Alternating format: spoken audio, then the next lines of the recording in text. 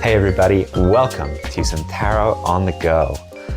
We're going to get straight into it today. My name is Sam. I'm an intuitive reader. If you're new here and you like this format, this kind of podcast format for tarot, then check out some of my other readings in this format and would love to have you around. Okay, let's see what's up. We're going to read from my storybook deck here and just get like a starting energy to see what's going on for you today. Okay, right off the bat, Gandalf and Grima in the Golden Hall of Edoras. This is from Lord of the Rings. This is card number 73. And this is a pearls before swine energy. It's about not wasting your words on people who deserve your silence. Let me see real quick what else from this card is for you.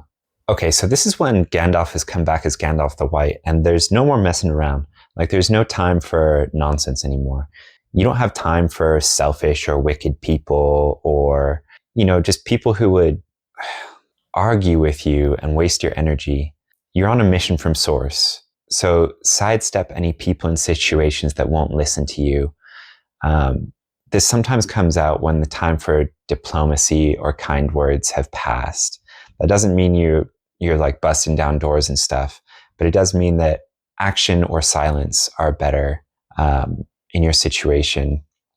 Gandalf says to Grima, "The wise speak only of what they know, Grima, son of Galmod. A witless worm you have become. Therefore be silent and keep your forked tongue behind your teeth. I have not passed through fire and death to bandy crooked words with a serving man until the lightning falls." And that's the version from the book, which is what I'm being guided to read here. Okay, yeah, we can do the movie one too.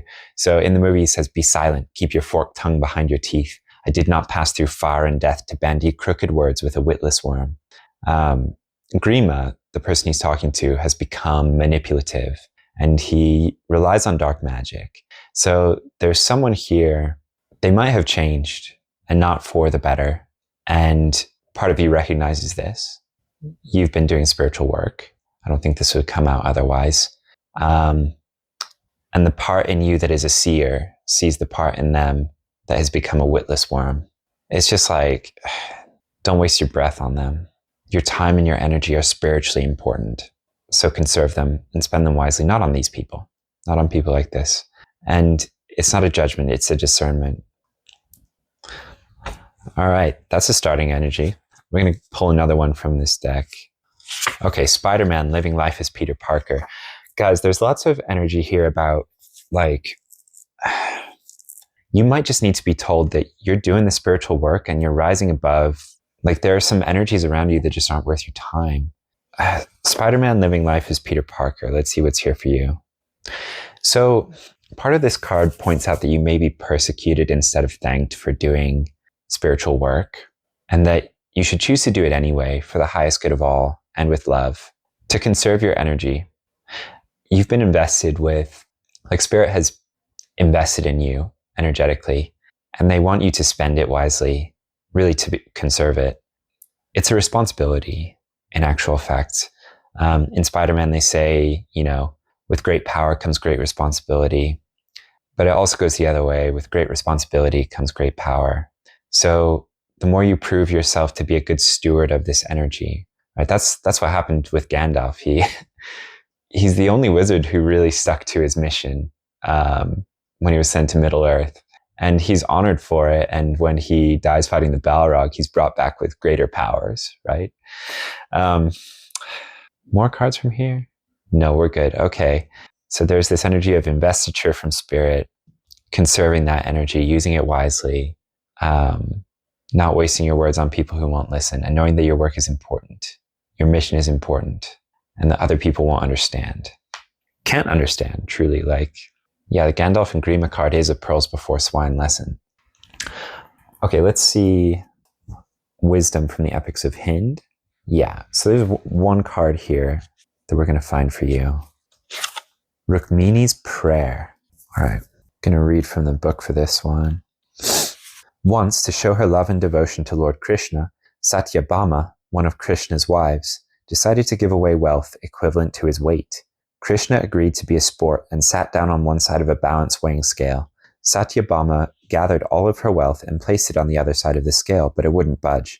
She pleaded and got the wealth of all of Krishna's wives. Still the scale wouldn't move. Finally, she asked Rukmini, whom Satyabhama had always been jealous of, especially because Rukmini was his favorite wife. Rukmini took a single leaf from the sacred Tulsi plant, holy basil, in her hand, prayed with all her sincerity, love, and devotion, and placed it on the scale. The scale immediately became so heavy that even after removing all the jewels from it, the leaf continued being heavier than Krishna himself. Ooh. Okay, so one piece of advice from this card is use basil in food or brew a basil tea to heal body, mind, and soul. Check for allergies before consuming basil. Yeah, again, not medical advice, but I really like, there's this rose tea with holy basil, and that's a really good one. Just the energy of basil is really, really good. It's protective, but it's cheerful. It's abundant, holy for a reason, Tulsi. So this card has a few different messages, but the one I'm getting the most from the book for you is the time for balancing your life is upon you. The universe assists you in your efforts. My sense is there's just like people or energies that are no longer resonant, that you have risen above, like ascended above. As I'm tuning into this card, I'm just getting from it and from the story that your soul is this bright and brilliant and beautiful one. Your intention is magical, and where you place your attention is very important. You can manifest easily. Your vibration is very high. There's a reminder here to not mess around with low vibrational energies in people or elsewhere. Just sidestep them completely. Like, you might feel like you need to address them, fight them, try to persuade them. Don't worry about any of that. No, just like sidestep them completely. A lot of times they want you to engage and fight and, you know, get into a verbal back and forth, and you just don't bother. Like, spirit sees you as above this, right? They see you as not just basil, holy basil, right? There's this energy that they've invested in you that is not to be spent on energies like this, other people like this, focuses that bring you down. There's something here about your intention, your attention being very, very powerful. So prayer, manifestation, these activities are what's being recommended over engagement with negativity and the forces and energies that bring them. You might feel like, oh, I'm this light worker, I have to uplift all this darkness. And it's more like, just focus on clarifying your light. Just focus on this brightness within you because it's radiant. It's worth more than all of the supposed treasures that people around you have. You have spiritual treasure. You are spiritually golden. And that will translate into all sorts of things in accordance with your intention, of course. There's something here about your energy being very potent and to be very intentional about where it goes and to be guided by spirit in where you place it. Your intention and your attention, your focus. These are powerful. Okay, guys, last but not least, we're going to pull from the Archangels of Fire Oracle, I believe it's called. I really like the Archangels. We're not going to look at the book, though. We're just going to go intuitive based on these pictures. So we have card number 8, Archangel Haniel. And then we have card number 35, the Twin Iren. I've never pulled this one before. I don't know what it means. So I'm going to take some time with the imagery here. Okay, guys, let me tell you what I'm seeing. The Archangel Haniel card is a very soft, gentle pink and white energy. Haniel is depicted as possibly like with Japanese energy and imagery. She's holding a lantern and she's sort of looking back very gently to see if you'll follow her. And it's this energy of spirit guiding you, yes, but quietly and from a place of love. Archangel Haniel is very much about love. And it's this sense that these other energies aren't important. Like, your story is a very important one. And it's about following love through this. Your intuition, certainly. But there's the sense that she's going to lead you a way that doesn't seem super conventional. She has this lantern to light the way forward. And it's this gentle energy of just like trust. Reside in love. You will be shown the way. Remember that a higher consciousness of love is guiding you, and be centered in it. This is the source that will make your light shine the brighter, that will make your manifestations the more powerful because they are backed in love, created from a place of love for this highest good. And this is where I think the twin Iron are coming in. It's a man and a woman jointly holding these scales that weigh a heart against a feather, right?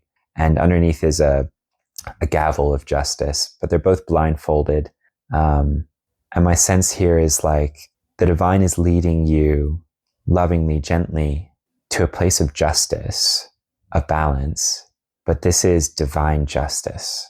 So you are, as you go along this path, you are becoming this instrument for divine justice. And what is that? Like, often I see readers pulling justice and talking about like, oh, they're going to get theirs, you know, like the divine is coming in to, you know, shake up their life and make things terrible for them. And that's not my understanding of this kind of justice. This kind of justice is a balancing, and it doesn't always look like what we imagine karma should look like, which is truly about balance, right?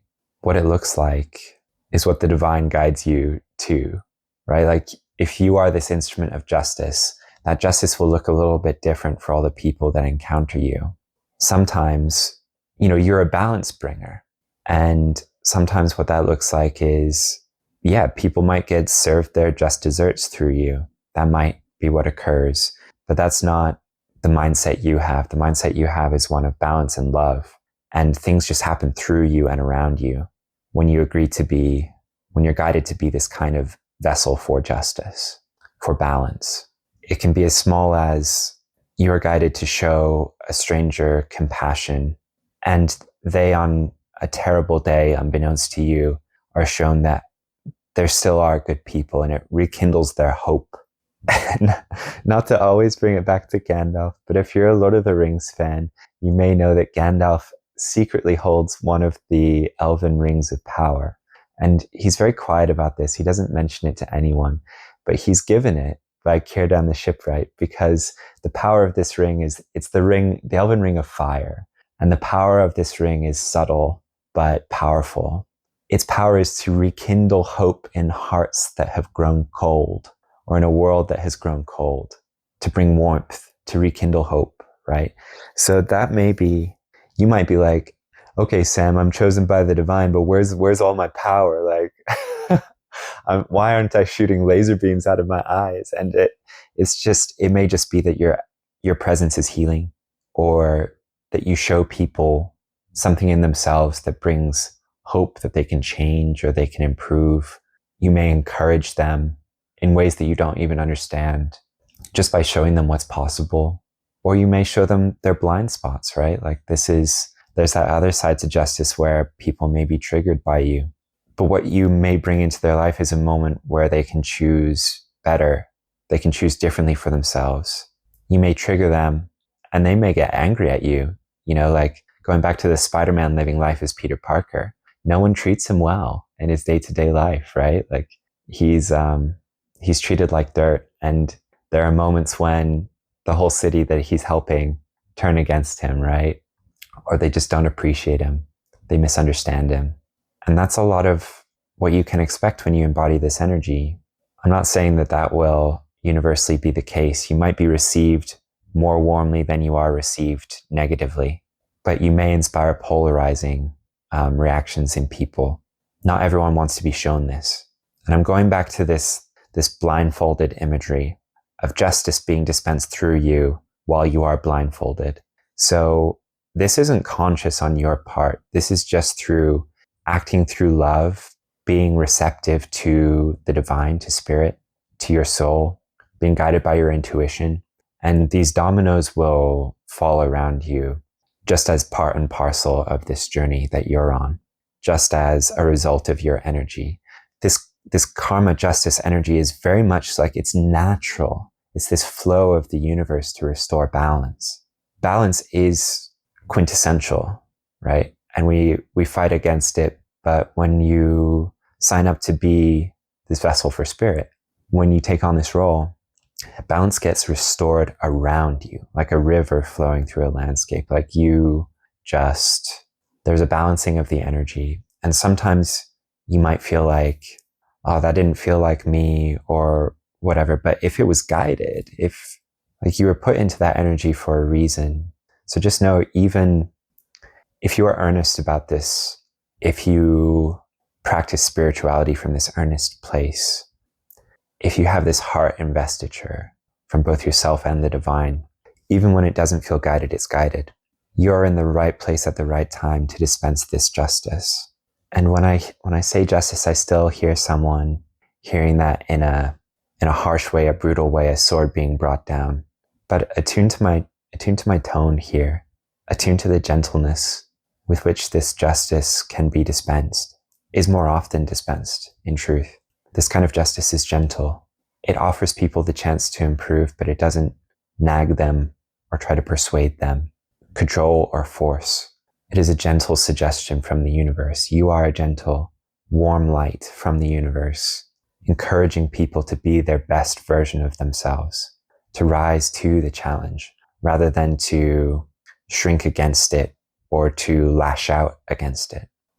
You are an invitation from the divine for people to choose their higher nature, to choose self-improvement. The blindfold is being brought to my attention again because you will end up dispensing a lot of things that don't make sense or don't seem like, oh, that seemed...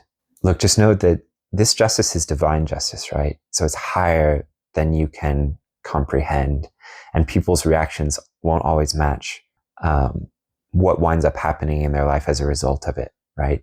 You can get a very negative reaction from someone who winds up having very positive improvements to their life because they considered what you said or how you made them feel. There's something about gold as well, like gold and energy. Rukmini on her card is wearing this golden jewelry. It's a necklace with a medallion shaped like a circle. And both of the twin Irons are also wearing it.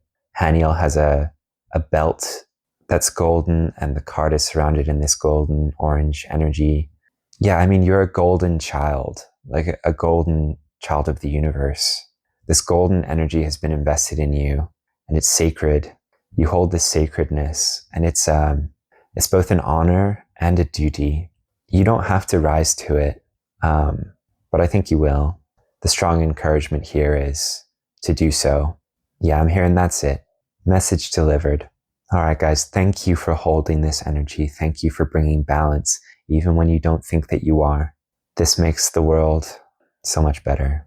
Or it gives the invitation for it to improve. And it's truly wise, right? It's a wise approach because we know that we can't change the Grimas of the world unless they want to change, right? The fact that they change to hold less than balanced energies means that they can change again to rebalance them. And you perhaps serve as that reminder, and that's sacred, and it's beautiful. And I'll just say one more time, thank you. Thank you so much. All right, I love you guys. I feel amazing energy from you. And I know this will change the world, what you're doing. The way that you are being, more than anything that you're specifically doing, it will change the world. I'll see you guys in the next one.